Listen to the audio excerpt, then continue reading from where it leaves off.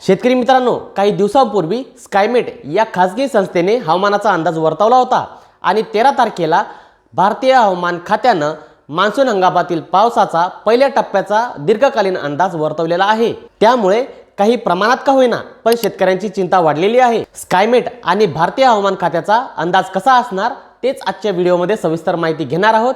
त्यासाठी व्हिडिओ शेवटपर्यंत बघा आणि आपल्या कृषीशास्त्र चॅनलवर नवीन असाल तर चॅनलला सबस्क्राइब नक्की करा। नमस्कार, मी योगेश पवार आणि आपण पाहतात कृषीशास्त्र। शेतकरी मित्रांनो, आपल्या देशात मान्सून मध्ये 96 ते 104% एवढा पाऊस हा सरासरी मानला जातो। परंतु या वर्षीच्या मान्सून मध्ये स्कायमेट आणि भारतीय हवामान खात्याच्या अंदाजानुसार सरासरीपेक्षा कमी म्हणजे 90 ते 95% एवढाच पाऊस वर्तवण्यात येत आहे।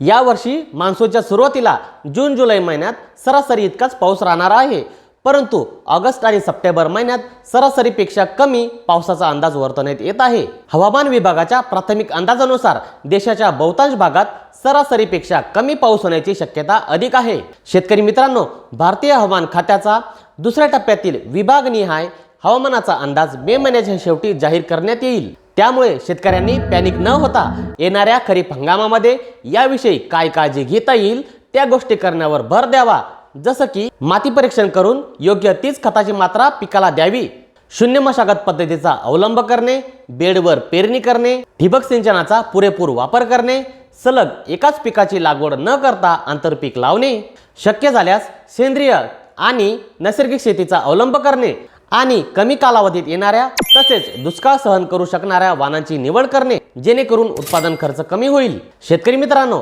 या खरीप हंगामामध्ये तुम्ही तुमचा उत्पादन खर्च कसा कमी करणार ते कमेंटद्वारे नक्की कळवा। व्हिडिओ आवडल्यास व्हिडिओला लाईक करा, शेअर करा, आपल्या कृषीशास्त्र चॅनलला सबस्क्राइब करा आणि बेल आयकॉनवर क्लिक करायला विसरू नका। धन्यवाद। जय जवान, जय किसान।